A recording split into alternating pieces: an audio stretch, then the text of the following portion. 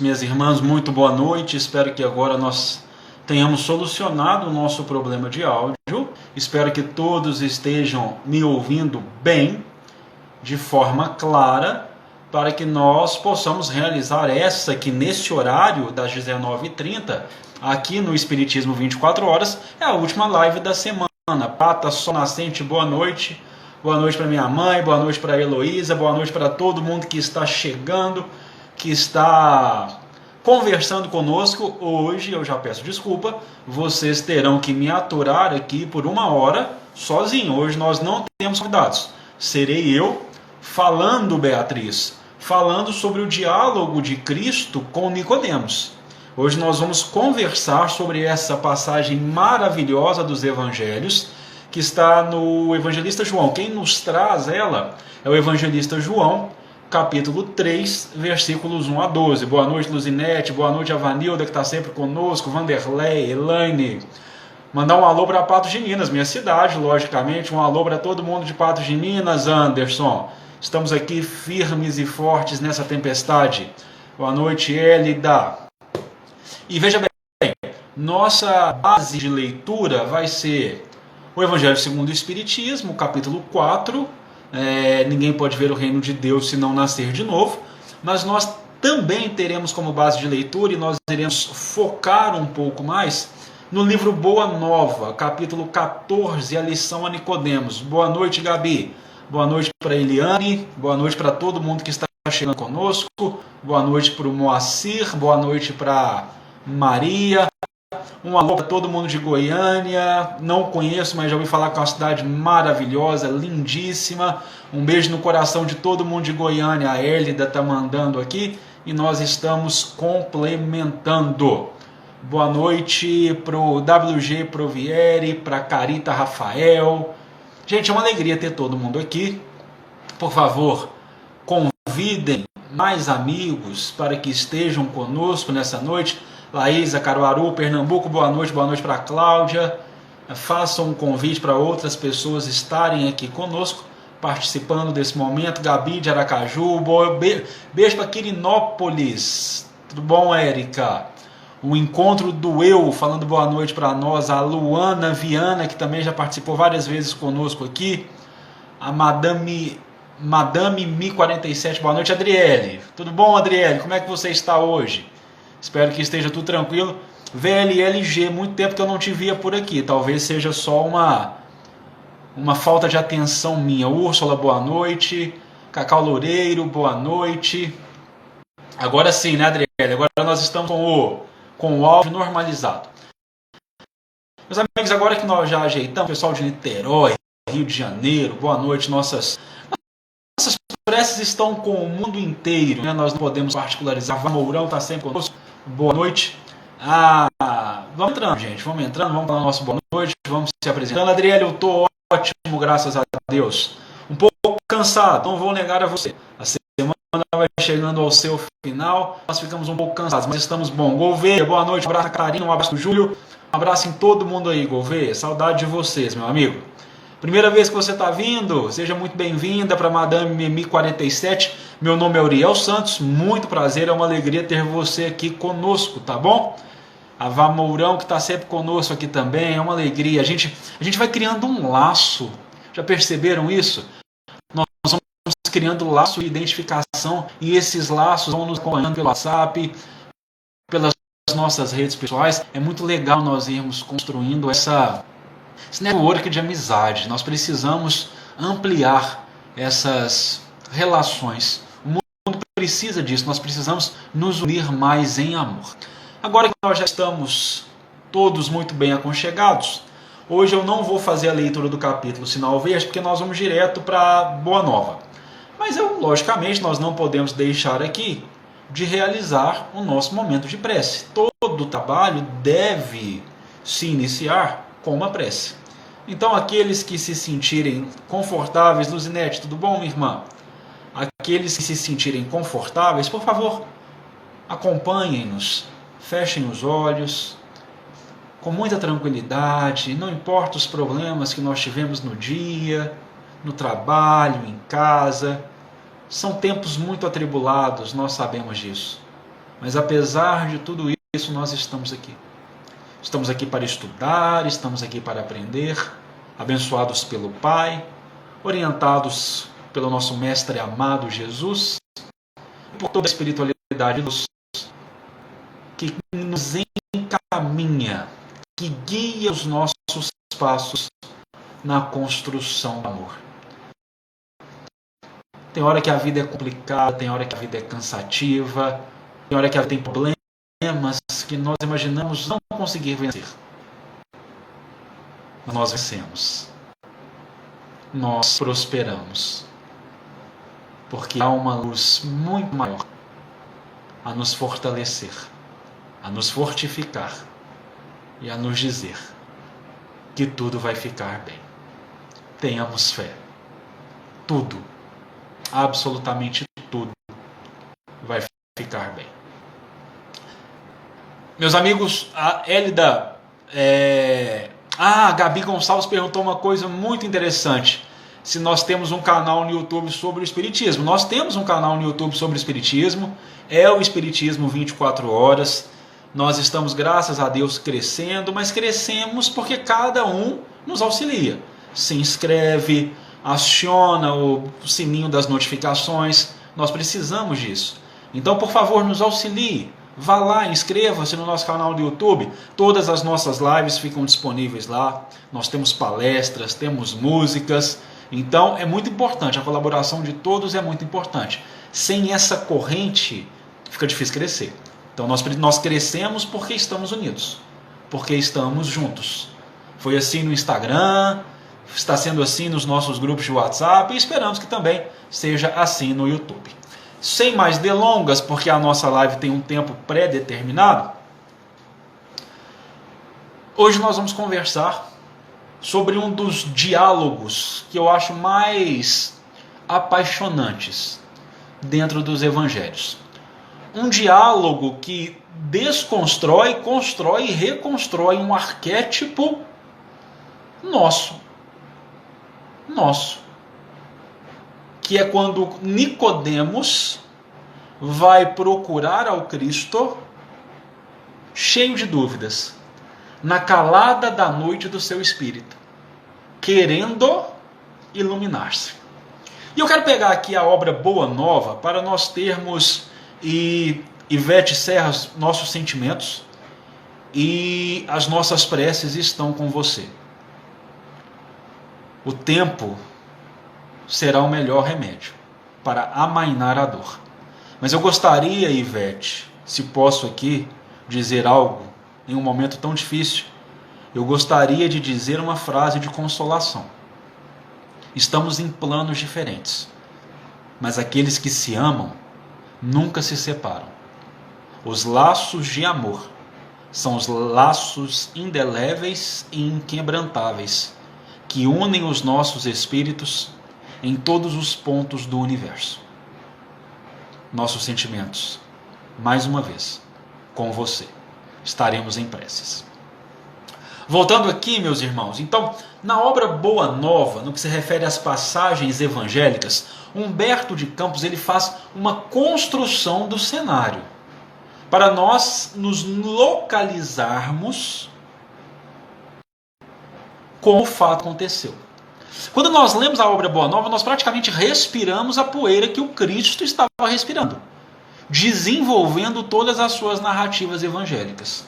E quando Humberto de Campos conversa conosco sobre este diálogo com Nicodemos, a primeira coisa que ele nos fala é que, em face dos novos ensinamentos de Jesus, os fariseus do templo estavam com inexcedíveis cuidados pelo seu extremado apego aos textos antigos.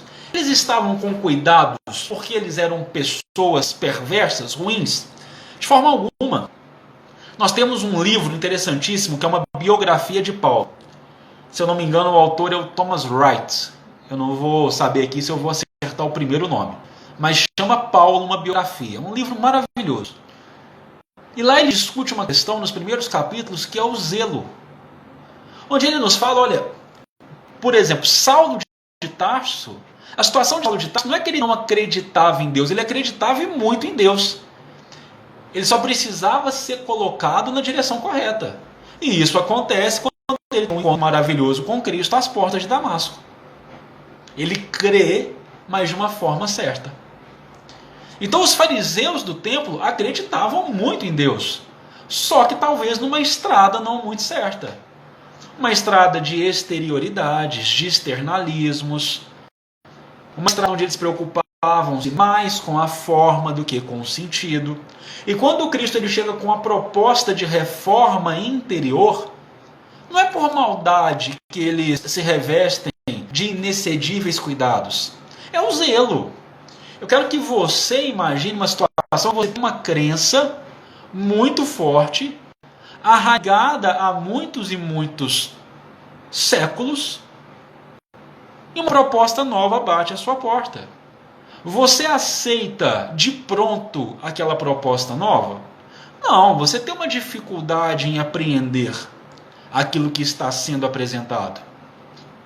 Os fariseus do templo estavam com essa dificuldade de apreender essa proposta de um reino divino construído dentro dos nossos corações, de humildade, de servitude. Então é por isso que eles se revestiam de inexcedíveis cuidados. Mas o Cristo ele não desanimava com isso, ele sempre buscava esclarecer as pessoas. Ele não se rendia aos favores que lhe eram oferecidos. Ele era sempre firme naquilo que ele ensinava. Ele também não dava os passos para trás. Ele ficava firme. Uma rocha atemporal. Sem ceder. Sem ofender. E sem deixar de orientar. O Cristo, o trabalho do Cristo, continuava a todo vapor. E por continuar a todo vapor, pelo Cristo não se deixar seduzir pelas grandes promessas materiais, os populares se entregavam à defesa franca da doutrina do Mestre. Sentiam no seu coração o calor daquele amor que era ofertado, daquele amor que era oferecido. E não só os populares, e é aí que é muito interessante. Mesmo alguns fariseus conseguiam vencer o zelo, conseguiam vencer a resistência e ir procurar ao Cristo, querendo uma nova base para a sua vida. Talvez porque estivessem cansados de todos os valores apresentados até aquele momento. Eles queriam aurir os corações e os espíritos com novas verdades. Eles estavam cansados, esgotados da leitura puramente das letras. Eles queriam sentir. Eles queriam ser convidados ao amor. E era isso que o Cristo oferecia. É isso que o Cristo nos oferece até os dias de hoje.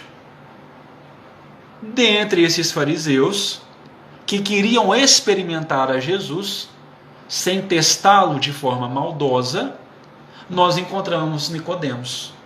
Nicodemos, um vencedor do povo, que se eleva acima das paixões do povo, que tem trevas em seu espírito, porém quer se iluminar. E veja como Humberto de Campos caracteriza Nicodemos. Um fariseu, notável pelo seu coração bem formado e pelos seus dotes de inteligência. Notado pelo seu coração bem formado e pelos seus dotes de inteligência. Com vivo interesse pelos elevados princípios esposados e ensinados pelo Messias. E quando ele se aproxima do Mestre, com todas as reservas possíveis, as primeiras palavras são de reconhecimento e elogio. E aqui nós já vamos à narrativa do evangelista João.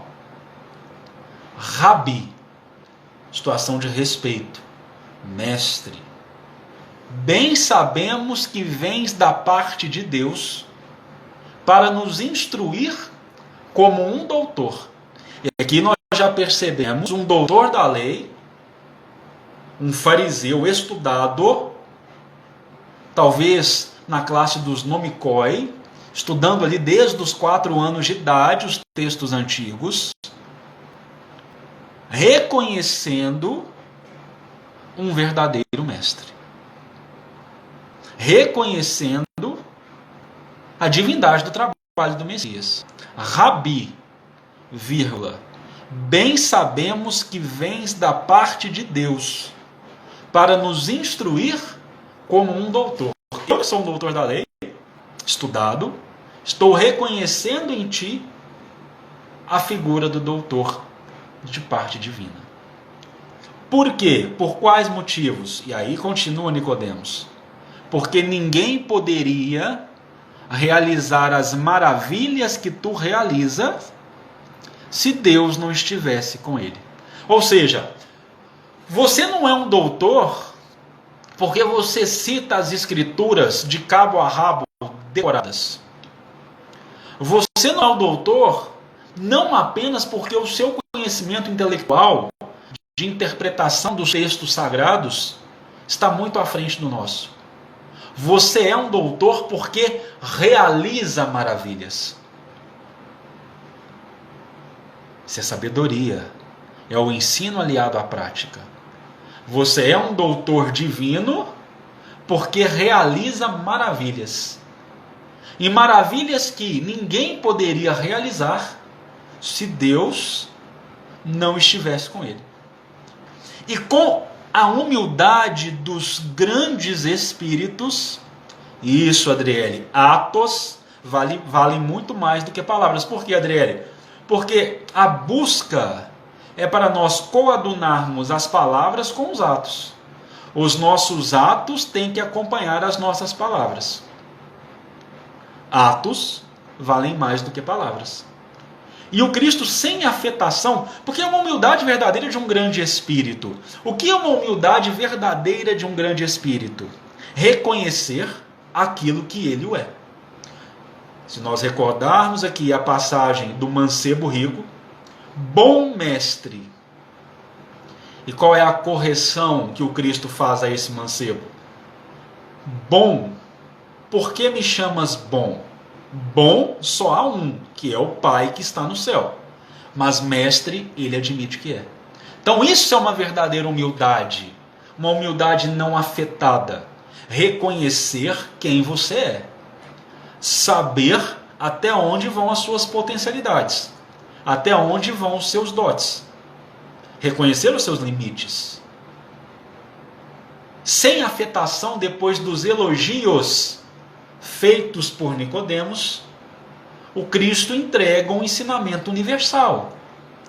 Em verdade vos digo. Eu acho interessante que tem alguns intérpretes, alguns exegetas que nos falam, olha, quando o Cristo falar em verdade, para prestar atenção. Que ele está trazendo um ensino de caráter universal. Em verdade vos digo. Ninguém pode ver o reino de Deus se não nascer de novo. Nicodemos, espantado, questiona ao mestre. Como isso pode acontecer? Acaso poderá um homem que já é velho retornar ao ventre de sua mãe para nascer por uma segunda vez? E o Cristo começa a elevar o diálogo. Em verdade vos digo, que todo aquele que não renascer em água e em espírito, não poderá ver o reino de Deus. Não poderá adentrar ao reino dos céus. O que é nascido da carne é carne. E o que é nascido do espírito é espírito. Portanto, Nicodemos, não vos espantei quando eu vos disser ser necessário nascer de novo. O Espírito sopra onde quer, e ouvis a sua voz, mas não sabeis nem de onde ele vem, nem para onde ele vai. O mesmo acontece com todo aquele que é nascido do Espírito. E Nicodemos ainda sem entender. Como isso pode se dar? Como isso pode acontecer? E aí o Cristo, com firmeza, veja que há uma grande diferença entre ser firme e ser rude. Talvez uma diferença que nós ainda não consigamos apreender. O Cristo, com firmeza, leciona: Nicodemos, sois mestre em Israel e desconheceis essas verdades? Em verdade vos digo, nós não dizemos senão o que sabemos, e não testemunhamos senão o que vimos. E mesmo assim você não compreende essas palavras. E aí vem uma frase enigmática. E se você não me entende quando eu te falo das coisas da terra, como poderá me compreender quando eu começar a conversar contigo sobre as coisas do céu? E a lição evangélica, nós temos mais 2 versículos no evangelista João, que não nos cabe aqui adentrarmos a sua interpretação, mas a lição evangélica do diálogo com Nicodemos, ela se encerra aqui. Porém, Humberto de Campos continua a lição, nos dizendo que ali nós tínhamos, acompanhando o Messias neste diálogo, André e Tiago. E é aqui que vai vir um grande ensinamento para nós, que é o mote, a finalidade, o objetivo da nossa conversa na noite de hoje. André e Tiago estavam com o mestre participando desta conversa como espectadores. E Jerusalém estava dormindo sob o véu espesso da noite alta. E os discípulos começam a se questionar como seria possível, como seria provável tal renascimento. E o Cristo, percebendo essas dúvidas que assomavam os espíritos dos aprendizes, dos neófitos, dialoga. Por que tamanha admiração em face dessas verdades? As árvores não renascem depois de podadas? Com respeito aos homens, o processo é diferente, mas o espírito de renovação é sempre o mesmo. O corpo é uma veste. O homem é o seu dono. Toda roupagem material acaba rota. Porém, o homem, que é filho de Deus, encontra sempre em seu amor os elementos necessários à mudança do vestuário. Prestem atenção, essa frase ela é grifada no meu livro. Prestem atenção no ensino que vem agora. A morte do corpo é essa mudança indispensável, porque a alma caminhará sempre através de outras experiências até que consiga a imprescindível provisão de luz para a entrada na estrada definitiva no reino de Deus, com toda a perfeição conquistada ao longo dos rudes caminhos. André faz a seguinte indagação. E vejam aqui, Anderson, Mônica, o encontro do eu, Luzinete, vocês que estão nos acompanhando, Adriele, Gouveia, minha mãe que está nos acompanhando. Veja aqui se essa não é uma pergunta que nós já realizamos. Isso é André, mas poderia ser qualquer um de nós, Adriele. Mestre, já que o corpo é como uma roupa material das almas, por que não somos todos iguais no mundo? Vejo belos jovens junto de aleijados e paralíticos. Esse é um ponto. Quando nós não admitimos a reencarnação, este é um ponto que, pelo menos para mim, veja bem, tá, vamos colocar aqui, eu, Uriel Santos, se eu não admitisse a reencarnação, eu não poderia admitir a existência de um Deus. Ok? Eu admito a existência de Deus, eu creio em Deus, Eu creio em Deus pela chave da reencarnação. Porque veja bem, para mim, Uriel Santos, sem a reencarnação, não haveria a possibilidade da existência de um Criador soberanamente justo e bom. Porque se nós somos criados quando da presente existência, ou seja, no momento do nosso nascimento, onde está a justiça do Criador em permitir, e aqui eu vou retornar à frase de André, em permitir belos jovens junto de pessoas com todas as problemáticas possíveis. Então, para mim, um Deus soberanamente justo e bom prescinde da reencarnação. Corrigindo, a reencarnação é condição sine qua non para a crença num Deus soberanamente justo e bom.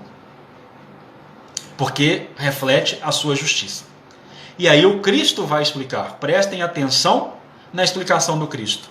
Acaso não tenho ensinado, disse Jesus, que tem de chorar todo aquele que se transforma em instrumento de escândalo? Cada alma conduz, prestem atenção neste conceito. Cada alma conduz consigo mesma o inferno ou o céu que edificou no âmago da consciência. Seria justo conceder-se uma segunda veste, mais perfeita e mais bela, ao espírito rebelde que estragou a primeira? Que diríamos da sabedoria de nosso Pai se facultasse as possibilidades mais preciosas aos que as utilizaram na véspera para o roubo, o assassínio e a destruição? Os que abusaram da túnica da riqueza vestirão depois a dos fâmulos e escravos mais humildes. Como as mãos que feriram podem vir a ser cortadas. Agora, meus amigos, vem o ponto fundamental de nossa noite. Quando nos é dado este ensinamento, qual o primeiro pensamento que vem à nossa mente, Adriele? O Cristo nos falou, ok, veja bem, aquele que falhou precisará resgatar. Os que abusaram da túnica da riqueza vestirão depois a dos fâmulos e escravos mais humildes. Como as mãos que feriram podem vir a ser cortadas.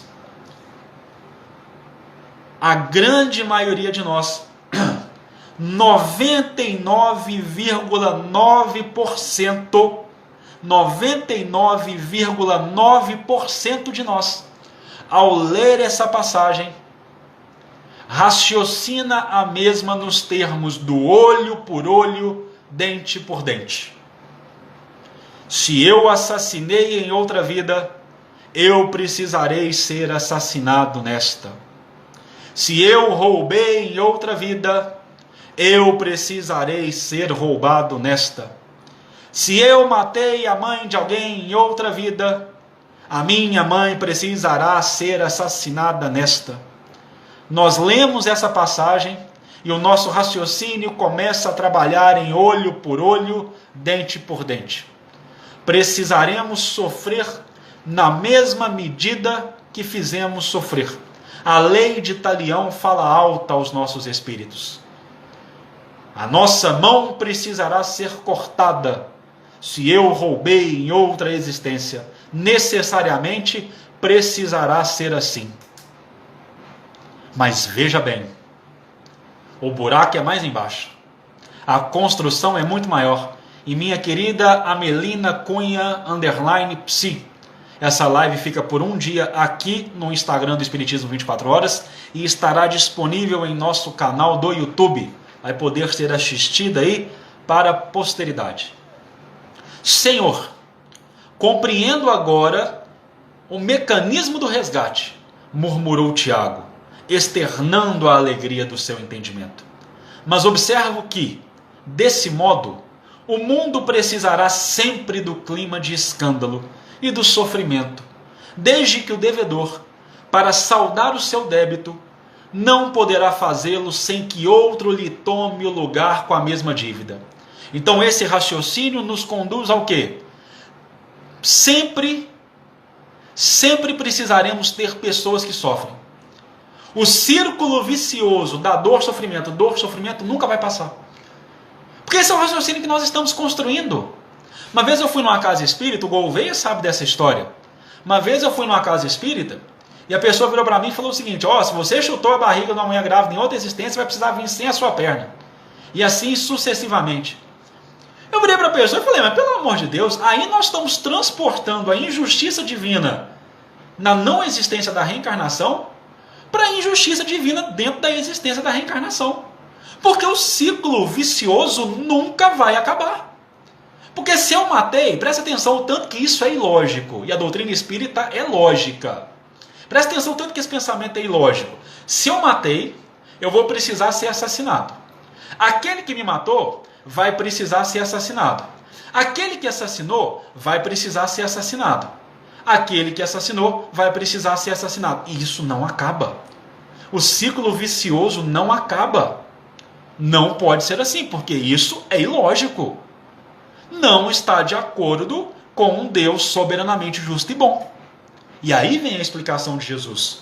Quando Tiago faz esse apontamento, o mestre apreendeu a amplitude da objeção e esclareceu aos discípulos, perguntando: dentro da lei de Moisés, como se verifica o processo de redenção? Se eu perguntar para todo mundo que está nos acompanhando agora, para quem vai nos acompanhar depois pelo YouTube ou aqui mesmo pelo Instagram, se eu perguntar, dentro da lei de Moisés, como se verifica o processo de redenção, 99,9% das pessoas vão responder: dentro da lei de Moisés, o processo de redenção verifica-se através do olho por olho, dente por dente.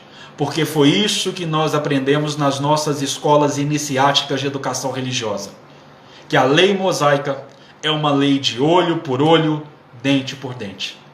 Essa é a nossa lição inicial de religação com Deus.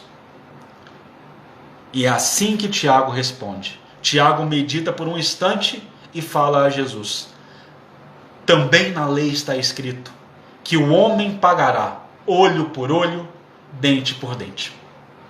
E o Cristo esclarece: também tu, Tiago, está procedendo como Nicodemos, replicou Jesus com generoso sorriso.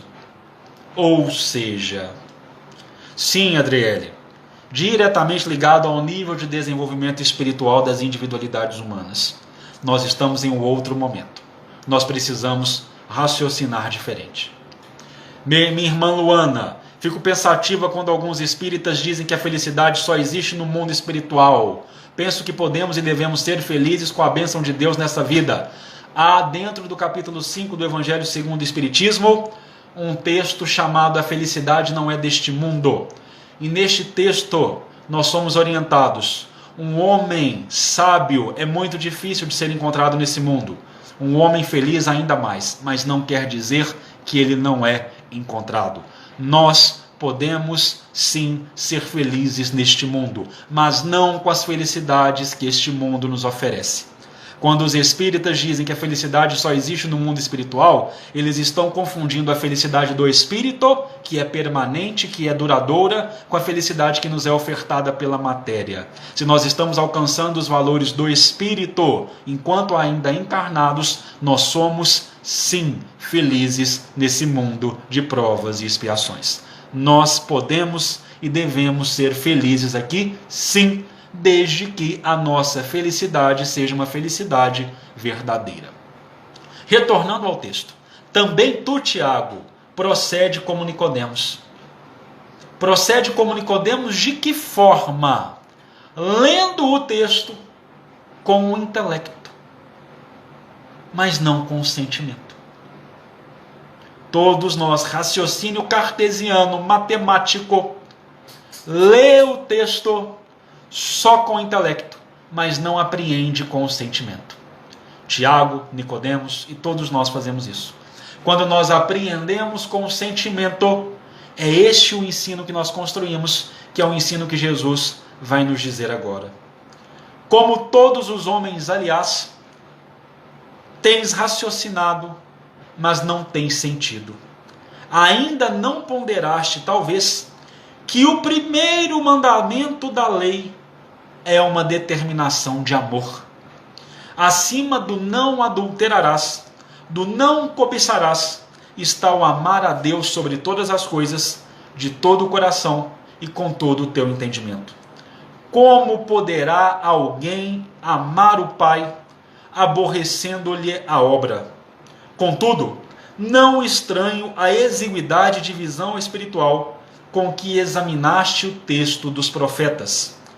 Todas as criaturas hão feito o mesmo, investigando as revelações do céu, com o egoísmo que lhes é próprio, organizaram a justiça como o edifício mais alto do idealismo humano. E, entretanto, coloco o amor acima da justiça do mundo e tenho ensinado que só ele cobre a multidão dos pecados. Se não estão prestando atenção, prestem atenção no que eu vou ler agora. Apurem os ouvidos para o que eu vou ler agora. Vou dar um tempo para que todo mundo retorne aqui para as minhas palavras. Apurem os ouvidos para o que eu vou dizer agora. Se nos prendemos à lei de Talião, somos obrigados a reconhecer que onde existe um assassino, haverá mais tarde um homem que necessita ser assassinado. Com a lei do amor, porém, compreendemos que o verdugo e a vítima são dois irmãos, filhos do mesmo pai. Basta que ambos sintam isso para que a fraternidade divina afaste os fantasmas do escândalo e do sofrimento. E qual é a aplicação prática que nós temos dessa lição maravilhosa? Sempre que eu matar, eu precisarei ser assassinado? Raciocinando com a lei de Talião, sim. Raciocinando com a lei de amor, eu amplifico. E se o outro me perdoar? Parabéns, Adriele. Essa palavra que nós queríamos chegar. E se o outro me perdoar? Precisarei resgatar? Lógico. Eu preciso resgatar todas as quedas que eu tive com a lei divina. Todas. Todas as quedas que nós temos com a lei divina, nós precisamos resgatar. Mas todos esses resgates precisarão ser com a dor? Não. Não. O correto do resgate é o amor. E se o outro me perdoar? Trabalhando com esse exemplo do homicídio, eu te perdoo. Nós temos muitas dificuldades. Vamos como pai e filho? Vamos na mesma família? Vamos trabalhar juntos? Vamos trabalhar as dificuldades juntos? Eu não vou precisar te matar. Você não vai precisar me matar. Nós vamos trabalhar junto, dentro de casa.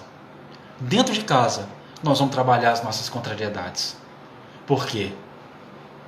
Vítima e verdugo são dois irmãos, filhos de um mesmo pai. Basta que ambos sintam isso, para que a fraternidade divina afaste os fantasmas do escândalo e do sofrimento. A reencarnação não se opera com base na lei de Talião pura e simplesmente. Ela deve operar com bases em amor. Logicamente, nós vamos ainda perceber os processos provacionais, os processos expiatórios, mas não são processos que devem perdurar pelas noites do tempo. O dia deve nascer. Nós devemos ser esclarecidos. E é o amor que nos orienta à reorganização das nossas emoções e das nossas estradas. E é aí que nós entendemos o verdadeiro sentido da reencarnação. E é esse o ponto que eu gostaria de chegar, agora que nós estamos já aí batendo nas portas do final de nossa explanação. Reencarnar é um processo físico. As culturas humanas falam sobre renascer. O Espiritismo não é o primeiro a trazer a questão da reencarnação. As grandes orientações dos comportamentos humanos falam para nós da reencarnação. Às vezes com as suas falhas, trazendo a questão da metempsicose, que nós não vamos adentrar aqui, não é o nosso objetivo. Às vezes sem compreender bem, falando em ressurreição. Mas a reencarnação permeia a construção do conhecimento humano. Porque é um processo lógico-matemático. Tudo se renova. Se eu desencarnei, eu vou precisar reencarnar. O progresso é infinito. Então, isso é uma condição lógica do progresso. Isso é uma condição lógica da existência. Nascer, viver, morrer, renascer. Isso é uma condição lógica. Nani, eu vou responder essa pergunta sua, antes de terminar meu raciocínio. Todo suicida vem com problema físico? Isso é bom, a gente faz direito. Quando a gente faz direito, tem uma dica que os professores de direito nos dão, que é muito bom para a doutrina espírita. Se você vê numa pergunta de concurso a palavra todo, já elimina aquela opção. A palavra todo ou nenhum, você já elimina aquela opção. Todo suicida vem com problema físico? Minha irmã, se nas legislaturas humanas, desculpa, legislatura não, se nas legislações humanas nós temos os mecanismos de atenuantes e agravantes, e as legislações humanas são cópias, rabiscos, muito imperfeitos da lei de Deus, por que não considerar que a lei divina tem os seus atenuantes também, muito maiores que os nossos? Só o Pai conhece a justificativa de todas as ações. Então essa afirmativa, essa pergunta, todo suicida vem com problema físico, não pode ser respondido com uma afirmativa. Porque só o Pai tem o conhecimento de tudo que nós precisamos passar e do porquê nós passamos tudo o que nós enfrentamos. Adriele, no caso do exemplo do assassinato, se apenas um perdoar, este que perdoou evolui, o outro que não perdoou estaciona. Se nós não abrimos os nossos corações aos influxos do amor, regredir não iremos, estacionados permaneceremos. Enquanto não deixarmos as bênçãos do amor iluminar os nossos corações, estacionados nós estaremos. Quem perdoa, avança. Quem continua cultivando sentimentos de ódio, de contrariedades ao amor, estaciona. Retornando, porque o nosso tempo está ficando exíguo. Retornando, reencarnar é uma questão matemática. Se você morreu, você vai reencarnar. Se você desencarnou, você vai reencarnar. Todos nós vamos reencarnar. Os fariseus tinham conhecimento disso. Podiam não entender muito bem. Os doutores da lei, isso quem nos fala não sou eu, não é um pensamento do Uriel não, ok? Isso é um pensamento de um historiador chamado Flávio Joséfo. Ele nos fala que os fariseus tinham conhecimento, que eles defendiam inclusive que a alma dos justos retornava a habitar novos corpos. Muito provavelmente Nicodemos tinha conhecimento disso. E é por isso que o Cristo eleva o ensinamento. Nicodemos, você é um doutor da lei. Você está cansado de saber dessa lei matemática. Eu falo que eu testemunhei. O que eu vi. Por que você está me questionando tanto? Por que você está me compreendendo? Só que você não está ainda me entendendo quando eu te falo das coisas do céu. Porque não basta reencarnar, meus queridos. Reencarnado você já está. Não basta apenas o exercício. É excelente você estar reencarnado. É uma oportunidade única. Mas não basta apenas um mote matemático da reencarnação. Você precisa abrir o seu coração ao amor e renascer para as verdades perenes. Reencarnar você irá. Demorem séculos, você irá reencarnar. Reencarnado você está. Mas você já renasceu? Pergunte-se isso. Você já renasceu? Você já escolheu um novo caminho existencial? Você já abraçou a luz que te convida à modificação das suas estradas todos os dias? Esse é o questionamento que você tem que fazer. Você não tem que ficar indagando quantas vezes podemos reencarnar. Infinita, meu irmão. Infinita. O progresso é infinito. Só que quando nós alcançamos um nível de evolução espiritual, de espíritos puros, nós reencarnamos quando nós queremos. Nós reencarnamos em trabalhos de missão. Nós reencarnamos, numa frase melhor construída, para transmitir os desejos do Pai, as vontades do Pai, para os confins do universo. Que é o caso de nosso amado Mestre Cristo Jesus. Reencarna em trabalho de missão elevada, para conduzir almas. Nós não temos que ficar perguntando quando é que eu vou reencarnar, será que eu já reencarnei, o que aconteceu comigo, o que vai acontecer comigo. Você tem que perguntar se você está renascendo. Se todos os dias você está renascendo, você está sendo diferente, você está sendo uma pessoa melhor, você está sendo uma pessoa mais elevada, uma pessoa mais iluminada, uma pessoa que está esforçando-se diuturnamente para combater as suas más inclinações. É isso que você tem que se perguntar. Reencarnado, você já está. Faço o convite para que você renasça em amor. Não fique apenas no movimento matemático, mas comece também a construir o sentimento. Sempre encarnamos na mesma família? Fabiano Lobo nos pergunta. Vou corrigir sua pergunta, Fabiano. Sempre encarnamos no mesmo grupo consanguíneo, na mesma consanguinidade? Porque a família que nós temos é uma só, a família universal. Somos todos irmãos no amor do Pai. Sempre encarnamos no mesmo grupo consanguíneo? Enquanto tivermos arestas a aparar, estaremos reencarnando no mesmo grupo consanguíneo. Ah, mas eu não suporto meu marido. Vou voltar junto com ele? Ó, se Deus quiser, na próxima você vai voltar igual como mãe dele. Porque como marido não deu certo. Na próxima você volta como mãe. Que aí, ó, aí vai ficar bacana. Porque aí, amigo, aí é amar. Aí quimicamente você vai amar.